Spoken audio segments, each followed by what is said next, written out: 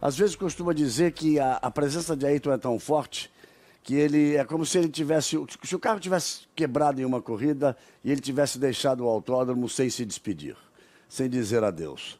E que fosse aparecer na próxima semana e que fosse pegar o carro, marcar a pole, ganhar a corrida, emocionar dezenas de milhões de brasileiros em todo o país. Tal é a presença dele ainda praticamente 20 anos depois que ele nos deixou. Mas antes, hoje também é dia de prestar uma homenagem a um outro grande artista, ao nosso José Wilker, que nos deixou ontem, vítima de um infarto. José Wilker foi um dos mais talentosos diretores, atores, um artista completo na dramaturgia brasileira. Ele foi diretor, foi escritor, foi crítico de cinema, apresentou programas especiais, fez praticamente 30 novelas. Ele tinha também uma das vozes mais marcantes da televisão brasileira. E poucos dias antes de morrer, o nosso José Wilker dublou um dos personagens que aparecem na série hoje, ou no primeiro capítulo dessa série sobre Ayrton Senna. Nos 4 episódios que vão ao ar, então, a partir de agora, teremos o prazer de apreciar mais um trabalho desse grande artista. Então, daqui a menos de um mês, serão exatos 20 anos, eu volto a repetir. Parece que ele continua aqui entre nós. Eu agradeço sempre a Deus por ter sido a voz que pôde levar as emoções das vitórias de Ayrton Senna a todo o Brasil. E agradeço mais ainda por poder sempre tê-lo chamado de amigo. Vamos lá. Vamos ao primeiro episódio desta série com o roteiro e direção do Ernesto Rodrigues. Vamos ao primeiro episódio da série Ayrton Senna do Brasil!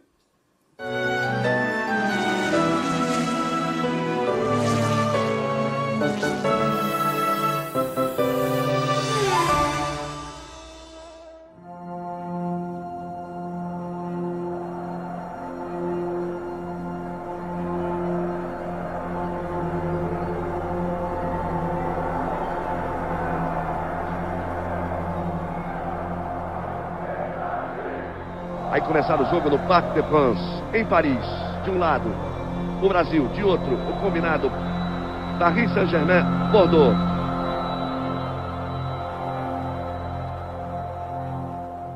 Uma semana antes dele morrer, teve o jogo Brasil-França no Parc des Princes, que ele deu o pontapé inicial. E que eu estava de repórter de campo. E foi a última vez que eu vi o Senna. E era programada uma foto que seria do Ayrton junto comigo, os 2 possíveis tetras. O Brasil tetracampeão de futebol e o Ayrton Senna tetracampeão da Fórmula 1. Um tetra na Fórmula 1 era muito mais certo do que o tetra da seleção brasileira, porque Ayrton Senna, na melhor equipe do mundo, que era a Williams, era tetra garantido para nós. A gente vinha de 24 anos sem ganhar uma Copa do Mundo. Ganhamos em 70, então... E a gente fez tipo um pacto ali na hora, não, vamos ganhar, mas você também tem que ganhar o tetracampeonato. Aí a presença de Ayrton Senna não leva nenhum jeito pra coisa. Deu o pontapé inicial, vai voltar pra tribuna. Quando o Ayrton deu o pontapé inicial, ele saiu correndo, tem uma imagem dele que ele vai, e ele falou, ó, acelera daqui que eu acelero de lá, vamos acelerar junto. O Ayrton, quando ia correr no domingo, né, Gilmar? Parava, o Brasil inteiro parava. E eu, que não sou um fã número 1 de automobilismo, eu ficava em casa aos domingos, não saía de casa para ver o Ayrton Senna correr. Como se eu fosse ver um jogo de futebol, ver o Pelé atuando, um grande artista, um Zico, um grande jogador.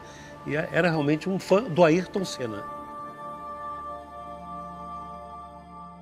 Se algum dia saiu alguma coisa minha de sentimento sem ter sido pensada, sem nada, foi acrescentar ao nome dele a palavra Brasil. E a gente vê que não importa a região do país, o tamanho da cidade ou até a idade das pessoas, existe sempre alguém que ficou muito marcado pelo Ayrton.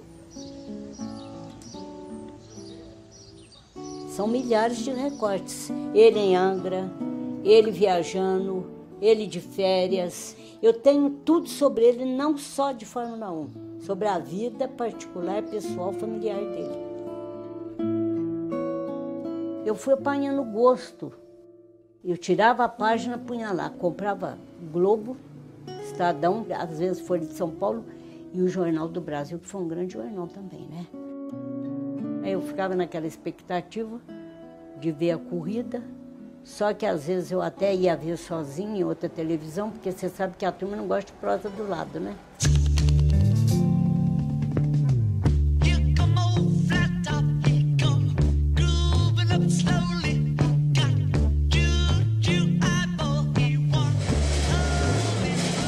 Aquele pôster, na verdade, eu só fui ter coragem de montar aquele quebra-cabeça muitos anos depois da morte dele, né?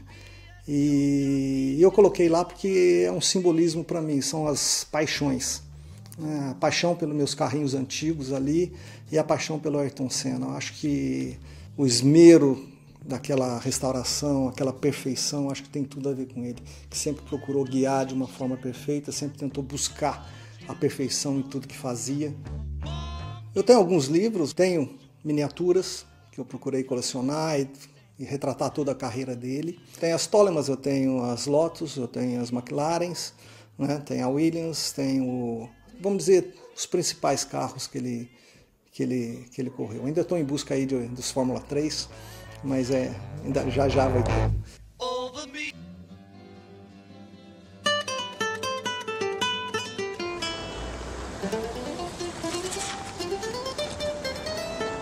Ó, a gente tem um mural do Ayrton Senna, né? Tem o carro, a McLaren dele, um busto dele, né? Aqui, olha só, rapaz. Essa aqui que deu trabalho lá em Mônaco, aquela vez lá. Tem a foto dele levantando o troféu, lógico, né, cara? Tem as fotos do primeiro carro que ele guiou, que foi a Williams, no teste, eu tenho a foto. Tenho ele na Lotus. Olha a cara dele. Você acha que ele tá satisfeito ali? Eram manhãs assim que você podia dormir ao sábado, Senna tá largando lá para trás. Você pode acordar cedo, você pode tomar um bom café da manhã, que você vai ter garantia de um ótimo espetáculo. Eu não fazia programa algum quando tinha Fórmula 1. Tamanha era a paixão por Fórmula 1, tamanha era a paixão por acompanhar o Ayrton Senna. Ficava, não perdia nada, né? Um super-herói que a gente tinha quando criança que nos trazia vitória, música e inspiração nas manhãs de domingo. Mas começou a me chamar a atenção como era um momento em que a minha família inteira se reunia como se estivesse assistindo um filme de ação. E o Ayrton teve essa capacidade de fazer nós, brasileiros, nos sentirmos orgulhosos de sermos brasileiros. Cada vez que ele enfrentava o primeiro mundo no que ele tinha de mais avançado e vencia. O Senna mudou um pouco as manhãs dos domingos da televisão brasileira. Não é que a audiência tenha duplicado, não. A audiência quase que triplicou. O que o Senna fez com o automobilismo é que ele transformou o automobilismo em futebol. Domingo era dia de clássico. Corria de kart por causa dele. Eu lembro que quando eu tinha a imagem de Ayrton Senna na minha vida, assim, eu falava para o meu pai que eu ia ser a primeira pilota de Fórmula 1 da história. Quando me tornei adolescente, comecei no kart. E estava vendo sempre os vídeos porque sabia que ele tinha começado no kart. Via como ele encarava a pilotagem, na verdade tentando imitá-lo.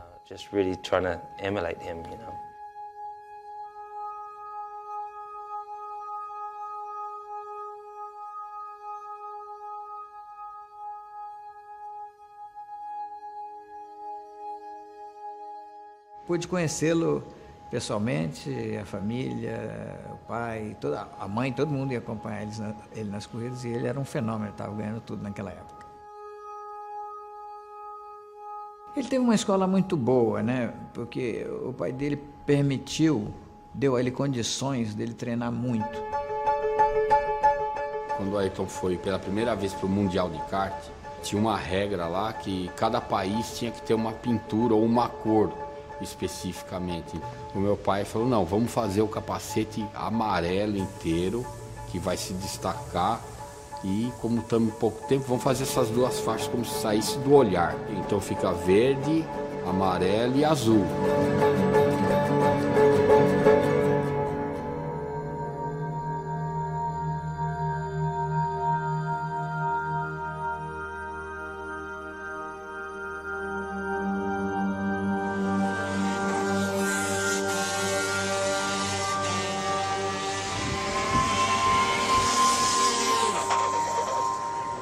Fora do Brasil, o Fullerton foi o grande adversário do Ayrton e, na verdade, foi com quem talvez ele tenha travado as batalhas mais épicas que não são conhecidas, né? Fullerton foi o maior piloto de kart da década de 70 e 80, era um gênio, ele correu até os quase 40 anos. A referência de kart na época era o Fullerton. E o Ayrton tinha muita habilidade e era o título a ele conquistar, seria o título mundial de kart. Ele era realmente muito veloz, naturalmente veloz. Sua sensibilidade para os níveis de aderência era incrível. Foram sempre disputas muito limpas, duras, difíceis, mas sem colisões. Pela primeira vez, a FICA, a Federação Internacional de Kart, colocou decibelímetro nos cartões que o kart não poderia passar de 110 ou 115 decibéis.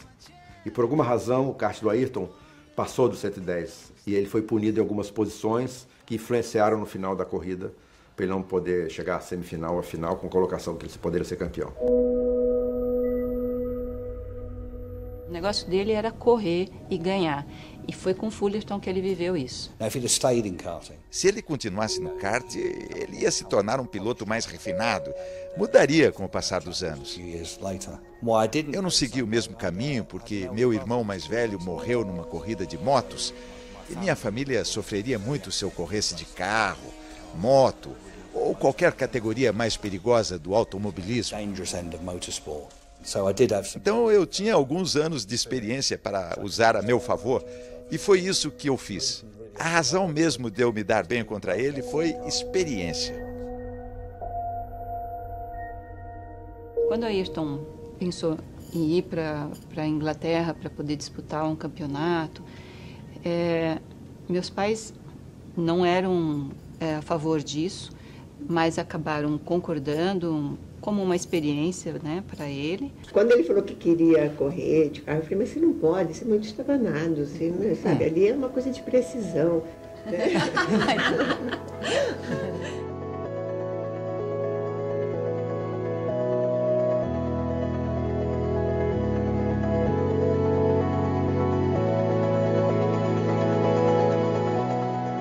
Quando o Ayrton quis ir para a Europa, o Milton com o Ayrton foi no meu escritório aqui na Faria Lima e falou, e aí, o que você acha? Eu liguei para o Ralph Furman, que era dono da Van Diemen, e falei, Ralph, eu estou te mandando um brasileiro que vai ganhar o campeonato para você. Cuida bem dele. Mas não deu outra.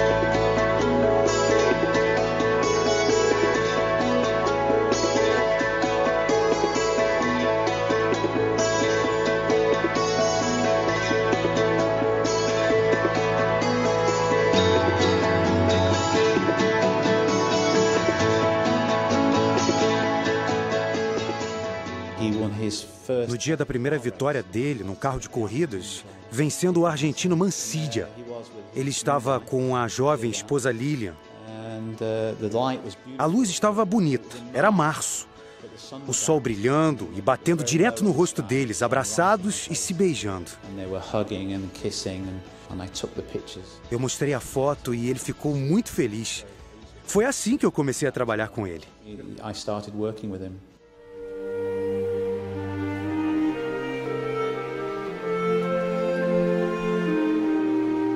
Acho que o que de fato contribuiu para o casamento não dar certo foi o fato dele ser muito novinho e a Lilian também. Os dois foram muito novinhos para viver juntos, que já é uma mudança grande na vida de uma pessoa, e num país diferente. Eu sempre achei que ela não gostava da Inglaterra e também ficava muito nervosa com as corridas. Eu acho que isso foi um problema para eles.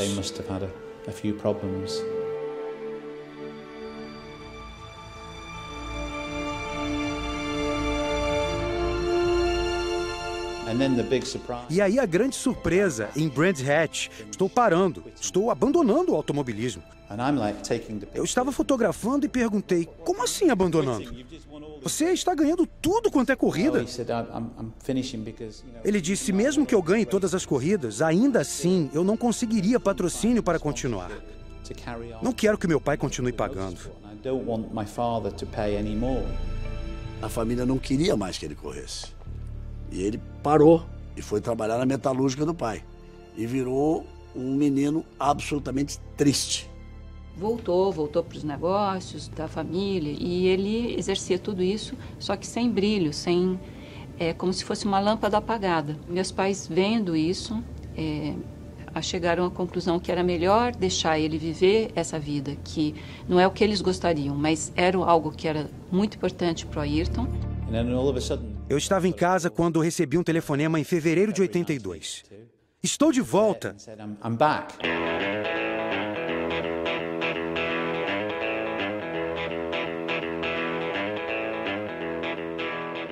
Primeira vez que eu o vi correr foi na Bélgica e ele ganhou a corrida, como aliás fazia sempre naquela época.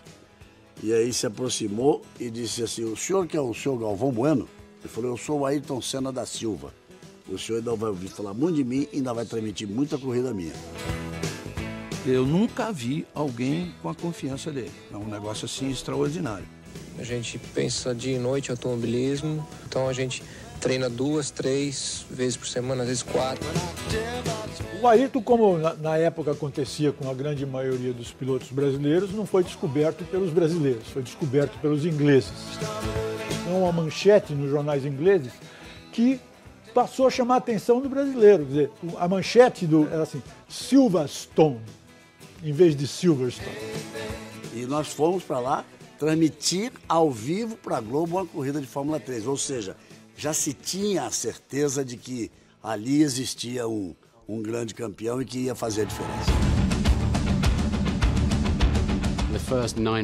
Ayrton venceu as 9 primeiras. E aí eu me dei conta de que o cara tinha uma percepção da aderência da curva antes de chegar, não no meio da curva.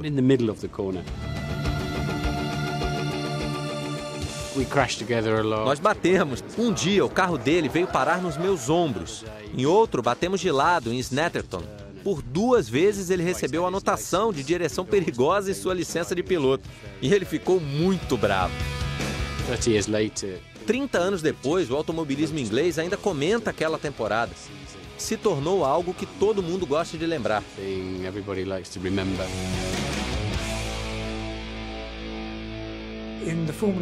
Na época da Fórmula 3, meus amigos da Fórmula 1 vinham ver e alguns diziam: ok, vamos esperar a Fórmula 1, ali vai ser muito mais difícil. E foi o que se viu.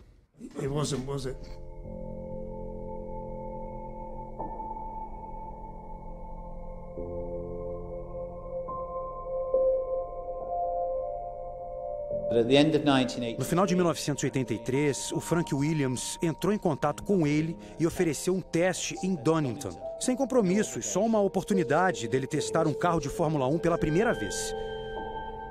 Ali não teve como, né? Não ficar fã de uma pessoa que, com aquela idade que ele tinha, com aquela confiança toda, naquele momento dele ali. Ele não tinha certeza se ele ia conseguir a vaga na Williams, como acabou não conseguindo, porque não existia a vaga. Aí entramos junto no caminhão. Ele passou debaixo do carro, olhou para cá, olhou para lá. E ele vai e bate na lataria do caminhão e fala: é hoje. É hoje. Estava escrito, me lembro muito bem, no painel, né? Cuidado, piloto novo, né? Brincadeira bem inglesa. A primeira resposta foi normal, a segunda ele já... Eu acho que Deus está me dando um presente. Eu vim esperando há muito tempo. É um sonho que há muito tempo eu tenho e que está sendo realidade hoje. O momento se prolonga, como se durasse horas. A emoção de Ayrton é sentida até pelos mecânicos. O carro sai do box, devagar.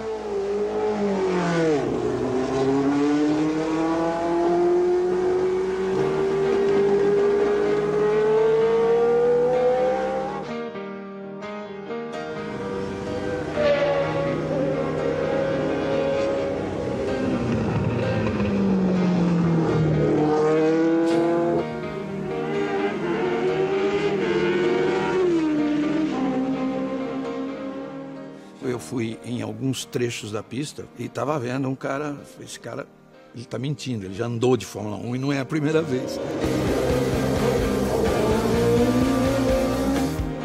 Assim que eu saí do boxe, eu achei uma potência enorme, mas com 2, 3 voltas eu já estava acostumando a pegar. Parece que não tem segredo nenhum. Não fechamos porque a gente devia ter contrato para 84, mas claramente Frank qualificou Ayrton como um piloto fora do comum.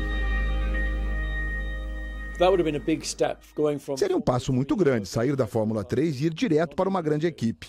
Não seria nada fácil. Então Ayrton escolheu ir para Toleman, onde ele trabalharia com uma equipe menor. Foi uma entrada suave na Fórmula 1.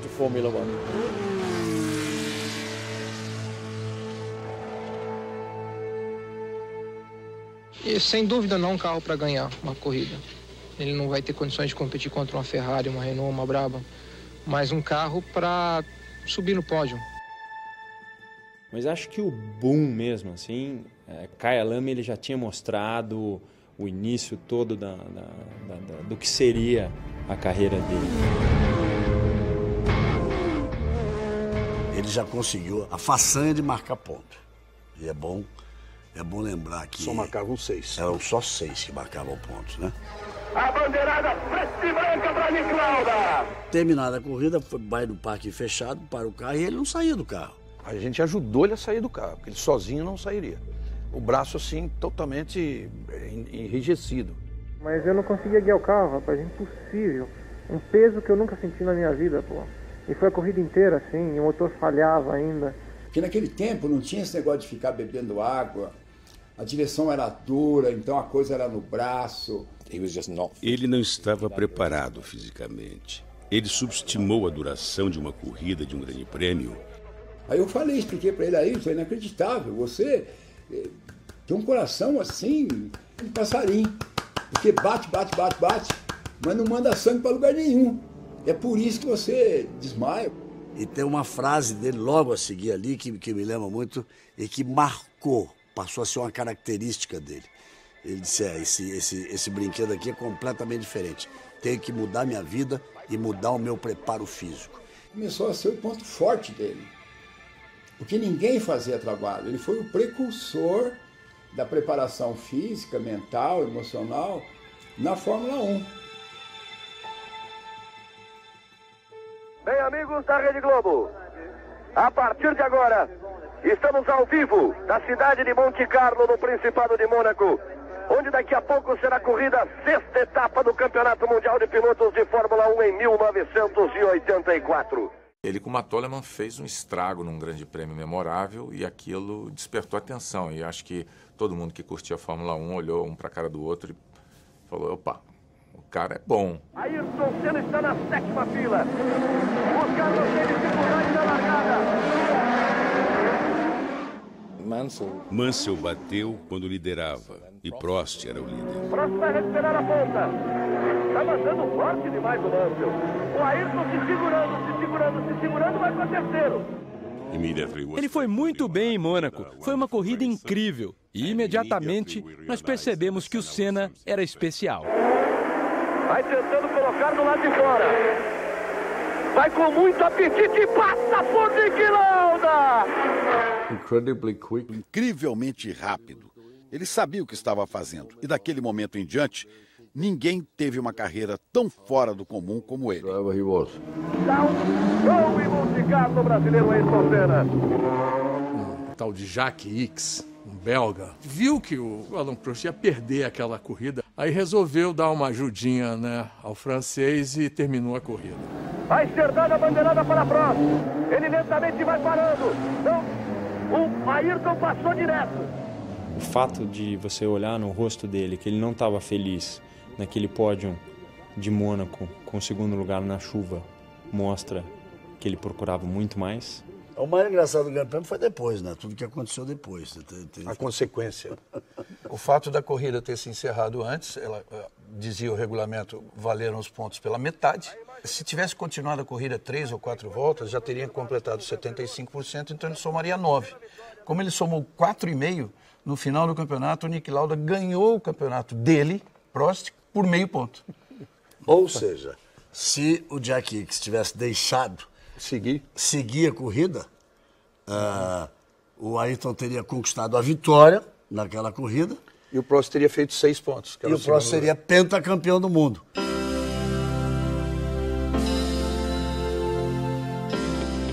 A Toleman foi um período de aprendizado. Foram 3 pódios, o que era um grande resultado. Foi um bom carro para o Ayrton aprender a ser um piloto de Fórmula 1, porque ele realmente aprendeu e cometeu erros sem estar no centro das atenções. Saiu Ayrton Senna, bateu forte, aí você vai vendo.